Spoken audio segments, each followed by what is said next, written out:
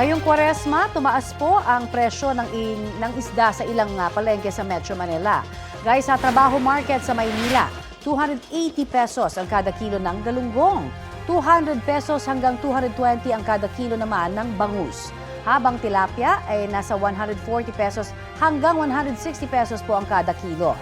Ay sa ilang nagtitinda, pinangangabahan nilang tumumal ang bentahan ng isda kung tataas pa ang presyo habang papalapit ang Holy Week. Pero ayon po sa Bureau of Fisheries and Aquatic Resources, inaasahang bababa ang presyo ng isda sa tag-init at kapag bukas na ang major fishing ground sa bansa. Sabi pa nga ng BFAR, sapat naman daw ang supply at stable ang presyo ng mga isda.